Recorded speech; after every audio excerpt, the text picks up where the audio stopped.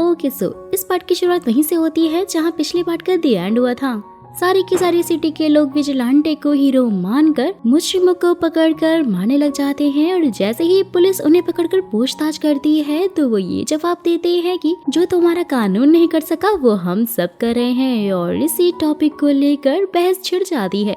वो लोग विजिलेंटे को ये सब रोकने की धमकी देते हैं और वहीं डिटेक्टिव विजिलेंटे के बारे में पता लगाने की कोशिश करते हैं, लेकिन उसके खिलाफ क्राइम सीन पर तो उन्हें कोई भी सबूत नहीं मिलता। वहीं दूसरी तरफ रिपोर्टर चोई हान को नेक्स्ट एपिसोड का आइडिया बताते हुए कहती है कि वो एक ट्रक ड्राइवर का इंटरव्यू लेंगे जो कि अभी जेल से ही छूटा है।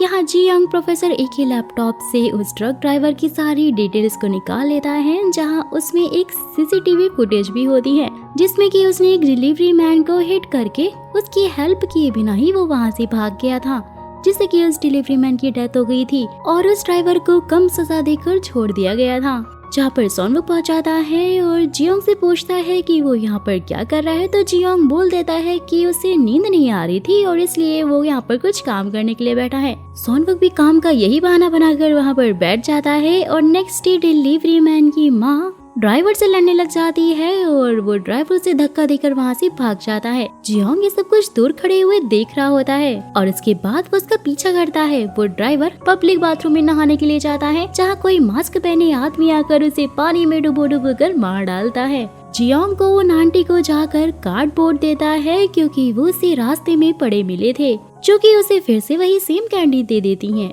वही फिर हान को डिटेक्टिव के साथ क्राइम सीन पर पहुंचकर ये पता लगता है कि इस बार कैमरा को स्विच ऑफ की जगह जैमिंग डिवाइस से डीएक्टिवेट किया गया है।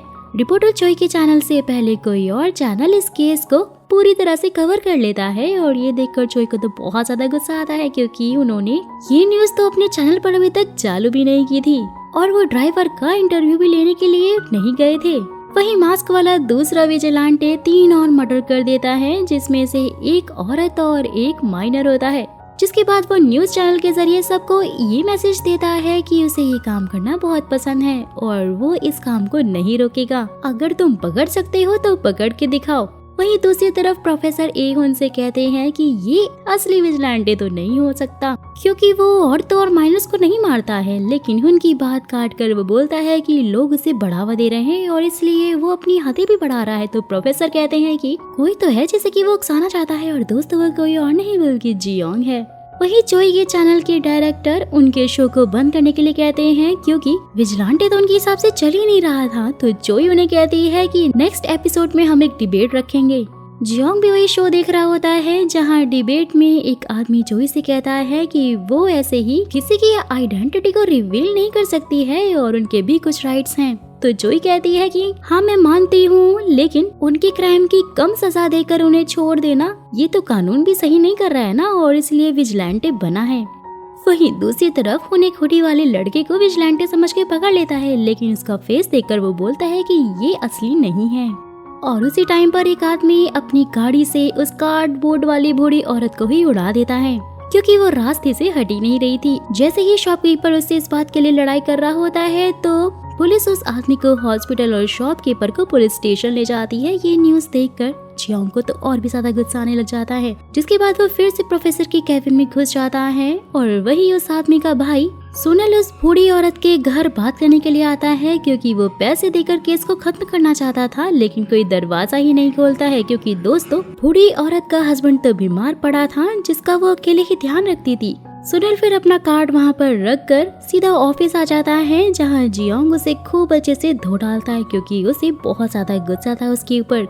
वहीं दूसरी तरफ जो एक रिपोर्टर की टीम हॉस्पिटल उस आदमी पर नजर रखने के लिए भेजती है और वही डिटेक्टिव एक पुलिस वाला भी वहाँ पर तैनात कर देते हैं। तभी कोई आदमी इस पुलिस वाले को कॉल करके पार्किंग में बुला लेता है कि मेरी कार हिट हो गई है, जिससे कि वो वहाँ से हट जाता है। और ये काम दोस्तों किसी और का नहीं बल्कि जियोंग का ही था, जो कि मौका पाते ही उस आदमी के पास पहुंचकर उसके मुंह में एक बोतल डालकर उसे बोलता है कि अगर उसने अपने क्राइम की ज्यादा से ज्यादा सजा नहीं मांगी तो वो उसे नहीं छोड़ेगा। वहीं जब डिटेक्टिव उस पुलिस वाले को बताते हैं कि उनकी कार हिट नहीं हुई है, उनके दिमाग की घंटी बजती है और वो भागकर सीधा उस रूम में पहुंच जाते हैं जहां जियोंग डॉक्टर के कपड़े पहनकर वहां से चुपचाप निकल लेता है। लेकिन हुन की नजर उसके ऊपर ही होती है, वो उसे देख लेता है और वो भी उस आदमी के पास पहले जाता है, जिसके बाद सब उसे ढूंढने को कहते हैं और सभी लोग पूरा हॉस्पिटल चेक करते हैं। लेकिन जियोंग कैमरा फुटेज डिलीट करके पीछे के रास्ते से चुपचाप निकल जाता है। वो जैसे ही पीछे मुड़कर देखता है ना, कोई आदमी उस आदमी को ऊपर से नीचे फेंक कर मारता है, यानी कि वो मास्क वाला डुप्लीकेट विजिलेंटे भी वहीं मौजूद था। जियोंग उसे भागते हुए वहाँ से देख लेता है और वो उसका पीछा करते हुए एक एम्बुलेंस में चढ़ जाता है, जहाँ गाइस उसे ये पता चलता है कि वो तो उसे जानता है और वो मास्क वाला विजिलेंटे जियोंग को बोलता है कि वो उसके साथ मिलकर काम करना चाहता है और वो काफी अच्छी टीम बन सकते हैं। लेकिन जियोंग उससे फाइट करके उसे रूफ टॉप पर लटका देता है और बोलता है कि मैं तुम्हारे तरीके से तो काम बिल्कुल भी नहीं कर सकता। और तो और उसने उसका मास्क भी उतार कर नहीं देखा था कि आखिरकार वो डुप्लीकेट विजिलेंटे है कौन। और वहीं दूसरी तरफ चोई को अपने डैश कैमरा से कुछ वीडियो मिलता है। वही सुनील अपने आदमियों से विजिलेंटे को ढूंढने को बोलता है कि तभी हुन उसके पास आकर उसके ऊपर हुए हमले वाले दिन की सीसीटीवी फुटेज मांगता है, लेकिन सुनील मना कर देता है। तो हुन उसे अपना कार्ड देकर चला जाता है, साथ ही बोलता है कि वो उसके भाई का केस अच्छे से सॉल्व कर लेंगे। वही हम विजिलेंटे के सबसे बड़े फैन यानी डुप्लीकेट विजिलेंटे से मिलते हैं, जिसका नाम जो कॉन्ग है और ये कॉन्ग कंपनी का मालिक है। कॉन्ग चोई के ऑफिस में मिलने के लिए आता है क्योंकि कुछ टाइम पहले उसकी कंपनी में उसकी शूटिंग जो हुई थी। कॉन्ग चोई से मिलकर उसे सपोर्ट करने का प्रॉमिस करता है क्योंकि वो विजिलेंटे को बहुत ज्यादा पसंद करता था, जैसे कि चोई करती है। साथ ही वो फिर उसे एक ड्राइव लेकर चला जाता है जिसमें विजिलेंटे की डिटेल्स थी। वहीं दूसरी तरफ हुन प्रोफेसर को केस के फाइल्स खुद देने के लिए आता है, जहां उसकी नजर जियोंग पर पड़ जाती है और उसे कुछ शक हो जाता है। वो प्रोफेसर से उनके स्टूडेंट की डिटेल्स मांगता है, लेकिन प्रोफेसर साफ इनकार कर देते हैं कि ये प्राइवेट है और वो उन्हें डिटेल्स नहीं दे सकते। तभी फिर हुन बताता है कि डिटेक्टिव ने बताया है कि विजिलेंटे का कोई न कोई रिलेशन तो पुलिस से जरूर है, और अगर वो कोई पुलिस वाला ही हुआ तो आप क्या करेंगे। प्रोफेसर उसे बोलते हैं ये तो मुझे नहीं पता, लेकिन अगर मेरी जगह तुम होगे तो तुम क्या करोगे। रात के टाइम सॉनवुक और योंग का दोस्त आकर उनकी सारी डिटेल्स उन्हें देने लग जाता है। नेक्स्ट डे हुन शॉप वाले से कैमरा फुटेज मांगने के लिए जाता है, जहाँ उसे ये पता चलता है कि उसे आकर पहले से ही सुनील ले गया है। सुनील के पास फिर हुन जाकर उसकी खूब धुनाई करता है, बहुत मारता है और बोलता है कि मेरे काम में कोई भी टांग अड़ाए ये मुझे बिल्कुल पसंद नहीं है। यहाँ प्रोफेसर क्लास लेते हैं और जियोंग को लगी चोट के बारे में सब उसे पूछ रहे होते हैं। तो जियोंग पहले तो झूठ बोल देता है कि उसे ये चोट जिम में लग गई, और उसी टाइम पर एक पुलिस वाला एक लड़की के साथ में पूछताछ करने के लिए वहाँ पर आता है। तो लड़की जियोंग को देखकर बोलती है कि इसने तो मुझे गुंडों से बचाया है, और इसीलिए वो पुलिस वाला जियोंग के स्टेटमेंट लेने के लिए पहुंचा हुआ था। और प्रोफेसर जियोंग से पूछते हैं कि उसने झूठ क्यों बोला। तो जियोंग बोलता है क्योंकि मैं पुलिस का नाम खराब करना नहीं चाहता था। और वही कॉन्ग और उसके मैनेजर की बातों से ये पता लगता है कि उस लड़की को कॉन्ग नहीं भेजा था, यानी कि लड़ाई तो हुई नहीं। और वो उसे ये भी बताता है कि जो ये अपना नेक्स्ट टारगेट सामदू को बनाने वाली है, जो कि सैमुअल कंपनी का ओनर है। और वही कुछ सोचकर जियोंग फिर कॉन्ग को मिलने के लिए बोलता है, जिसे देखते ही कॉन्ग तो और भी ज्यादा खुश हो जाता है क्योंकि वो भी तो यही चाहता था। वही चोई रिपोर्टर मून से जाकर सामदू की कंपनी के बारे में डिटेल्स मांगती है, जहाँ वो उसे बताता है कि लोगों के सामने तो वो कंपनी खुद को एक एंटरटेनमेंट कंपनी शो करती है और उसके पीछे वो कोरिया का सबसे बड़ा जुआ साइट चलाते हैं, जिसका ओनर सामदू एक जानवर है। मून उससे बोलता है कि वो इन्वेस्टिगेशन में उसकी हेल्प करे क्योंकि उससे ये केस ना कवर करने के लिए कहा जा रहा था। वही सामदू को दिखाते हैं जिसने कि 2 आदमियों को बांधा हुआ था, जिसमें से एक ने चोरी और एक ने उसके खिलाफ गवाही दी थी जब वो जेल गया था। जिसके बाद वो तो उन दोनों को जंगली सुअर से खिलवा कर उन्हें बहुत ही बेरहमी से मार देता है। और फिर उसका मैनेजर उसे बताता है कि चैनल 25 वाले आप पर रिसर्च कर रहे हैं। मून और चोई जेहेक से मिलने के लिए उसके घर पहुंचते हैं, जहां उन्हें ये पता लगता है कि उसने तो सुसाइड कर लिया है। चोई भी पुलिस से बोल रही होती है कि ये एक मर्डर है, तो पुलिस वाला उसे कहता है कि सुसाइड नोट और सबूतों से तो ये सुसाइड ही लग रहा है। मून फिर वहाँ से निकलकर उसे बता रहा होता है कि वो उसे कुछ देने वाला था, जो कि शायद वही है जहाँ वो मिलने वाले थे। वहीं दूसरी तरफ जैसे ही जियोंग वीकेंड पर अपने घर जाता है तो कांग की भेजी हुई लड़की उसे अपने साथ लेकर चली जाती है, जहां उन्हें हुन देख रहा होता है और हुन उसे अपने बारे में बताकर पूछता है कि क्या वो विजिलेंट के केस में इंटरेस्टेड है। जहां पर जियोंग उसे हाँ बोलता है तो हुन फिर उसे एडवाइस देकर चला जाता है कि वो ये सब कुछ रोक दे और कोई अच्छा काम स्टार्ट करे, क्योंकि दोस्तों उसे उसके ऊपर पूरा शक हो गया था। वहीं फिर फ्लैशबैक का सीन दिखाया जाता है कि हुन ने प्रोफेसर से कहा था कि अगर विजिलेंटे हैंडसम, पढ़ा लिखा और अच्छा हुआ तो लोग तो उसके लिए पागल ही हो जाएंगे, और इसीलिए वो एक ऐसे आदमी को उनके सामने शो करेंगे जो कि लूजर है, ताकि विजिलेंटे पूरी तरह से खत्म हो सके। कांग ने भी उन दोनों को बात करते हुए देख लिया था। जियोंग फिर उस लड़की से पूछता है कि उसे किसने यहाँ पर भेजा है, तो वो लड़की बताती है कि मैं एक कंपनी के लिए काम करती हूँ जो कि हम सबको टास्क देती है और मुझे यहाँ पर आने का टास्क मिला था। तभी फिर कांग जियोंग को कॉल करके पूछता है कि हुन ने उससे क्या कहा, तो वो उसे सब कुछ बता देता है कि उसे मुझ पर शक है और इसलिए मैं चाहता हूँ कि जैसे तुमने मेरा फोन हैक किया है ना, वैसे तुम उसका भी करो। वहीं दूसरी तरफ चोई और मून जेक से मिलने वाली जगह अपना कैमरा लेकर पहुंच जाते हैं, जहां पर बहुत सारे सर रखे हुए थे, और दोस्तों यही वो उन्हें बताने वाला था कि सामदू यहीं से अपने सारे इलीगल तरीके से पैसे ट्रांसफर करता है। तभी फिर सामदू का एक आदमी आकर उन पर सीधा हमला बोल देता है और मून उससे फाइट करने लगता है और चोई को वहाँ से भगा देता है। लेकिन दोनों की लड़ाई के बीच वो आदमी मून को चाकू मारकर चोई के पीछे उसे मारने के लिए भागने लग जाता है और वो उसे कार से टक्कर मार के भाग जाती है। फिर पुलिस के साथ वहाँ पर पहुँचती है, जहाँ उसे कुछ भी नहीं मिलता।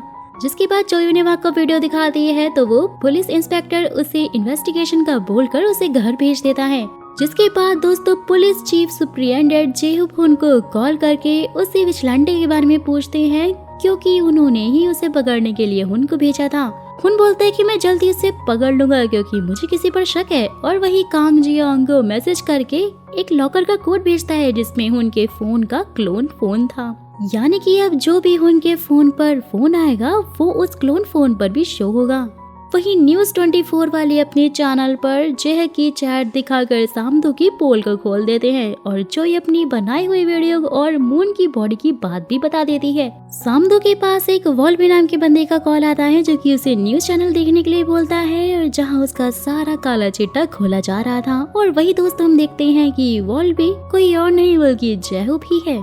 चोई का मैनेजर उसे ये शो बंद करने के लिए बोलता है, लेकिन वो तो मना करके वहाँ से चली जाती है। वही दूसरी तरफ बांग नाम का एक आदमी अपने साथी शोडल के साथ में मून की बॉडी को जला देता है और अपने साथी हुंडा को चोई को किडनैप करने के लिए भेजता है। जैसे ही वो चोई पर हमला करता है कि वहाँ पर हुन आकर उसे बचा लेता है और उसे ये विजिलेंटे वाला केस को बंद करने के लिए बोलता है, क्योंकि उसकी जान भी खतरे में थी। जिसके बाद फिर हुन हुंडा को कार में बांधकर उससे भाग सडोल और एक आदमी स्कीपर के बारे में पता लगा लेता है। तीनों के नाम जानकर हुन उसको लेकर सामदू के फार्म पर पहुंचकर सबको उसके हवाले करने को बोलता है, लेकिन वो सभी उस पर ही हमला कर देते हैं और हुन एक एक करके सबको मार मार कर गिरा रहा होता है। हुन सबको मारने के बाद पुलिस को वहाँ पर बुला लेता है और न्यूज में सबको ये भी बता देता है कि ये जगह विजिलेंटे की है। यानी कि दोस्तों साफ सी बात है कि वो विजिलेंटे की इमेज को खराब करके सारे के सारे विजिलेंटियस को ही खत्म करना चाहता था, और वो सबको बता देता है कि विजिलेंटे लोगों को मारकर यहाँ पर बॉडी छुपाया करता है। डिटेक्टिव भी कुछ झूठे सबूत दिखाकर उस जगह को विजिलेंटे का अड्डा साबित कर देते हैं। सामदू भी यहाँ पर बहुत ज्यादा हैरान हो रहा था कि ये तो उसका फॉर्म है, तो फिर हुन ये सब कुछ क्यों कर रहा है। और वो शिन नाम के एक आदमी से मिलता है जो कि इसके सारे के सारे फंड संभालता था। जेहुप फिर इसके लिए हुन को बहुत ज्यादा सुना रहा होता है कि उसने उसकी परमिशन के बिना ही ये सब कुछ क्यों किया। जियोंग ने भी ये न्यूज देख ली होती है, उसे तो बहुत ज्यादा गुस्सा आ रहा होता है और उस आदमी के पास जाता है जो कि सामदू के लिए काम करता था, और वो उसे मार के तिजोरी से एक डायरी निकालकर न्यूज में ये मैसेज भेज देता है कि पुलिस उसे फंसा रही है। और वही दूसरी तरफ चोई के डायरेक्टर उसे रिजाइन करने के लिए बोलते हैं, क्योंकि विजिलेंटे के साथ साथ उनके चैनल की भी इमेज पूरी तरह से खराब हो रही थी। जैसे ही फिर चोई ये न्यूज देखती है तो हंसते हुए ताली ही बजाने लग जाती है, और वही कांग का भी यही हाल होता है। जैसे ही जियोंग वहाँ से निकलता है ना, हुन तो उसके पीछे ही पड़ जाता है और एक जगह रोक कर उसे ये सब कुछ रोकने के लिए बोलता है। लेकिन भाई अपना विजिलेंटे कहाँ ही मानने वाला था, वो तो उसे साफ ही इनकार कर देता है, क्योंकि उसने अपनी लाइफ में बहुत कुछ जो झेला था और जो कुछ भी हुन कर रहा था वो कौन सा सही था। वो नॉन ऑफिशियल केस देखता है और उसमें लड़ाई होने लग जाती है। हुन फिर उसे एक लेक्चर देने लग जाता है कि वो ये सारे काम छोड़कर एक अच्छा पुलिस वाला बन जाए। कॉन्ग भी वहीं पर मौजूद होता है और दूर खड़ा हो ये सब कुछ देख रहा होता है। जियोंग भी फिर उनसे बोलता है कि अगर अब से तुम्हारा कानून सही से काम करेगा तो फिर मैं तो तुम्हारे कानून की साइड ही हो जाऊंगा, फिर तो मुझे विजिलेंटे बनने की जरूरत ही नहीं पड़ेगी, वरना मैं ऐसे ही काम करूंगा। जैहब का भी ट्रांसफर होने वाला था और इसीलिए विजिलेंटे के केस पर कोई और काम करने वाला था। हुन उससे पूछता है कि क्या सामतू की वजह से ही तुम ऐसा कर रहे हो? तो जैहब उसे कहता है कि न्यूज में दिखाई गई बातों पर ज्यादा विश्वास मत करो। जिसके बाद फिर हुन हुंडा के पास पहुंचकर उसे पूछता है कि क्या चोई को किडनैपिंग करने को उसे जैकब ने बोला था, जहां वो बोलता है कि वह तो बस ये सब कुछ बान के कहने पर ही कर रहा था। और तो और इस टाइम उसका सारा का सारा पता स्क्रीपर के पास भी है। तो गाइस फिलहाल तो ये पर इन एपिसोड का एंड होता है। आगे की स्टोरी और भी ज्यादा इंटरेस्टिंग और मजेदार होने वाली है। होंग योंग को पकड़ पाएगा या नहीं, ये सब मैं आपको बताऊंगी अपनी नेक्स्ट वीडियो में। और अगर आप जानना चाहते हो कि नेक्स्ट स्टोरी आगे की क्या होने वाली, तो मुझे कमेंट बॉक्स में नेक्स्ट पार्ट जरूर लिख दीजिएगा।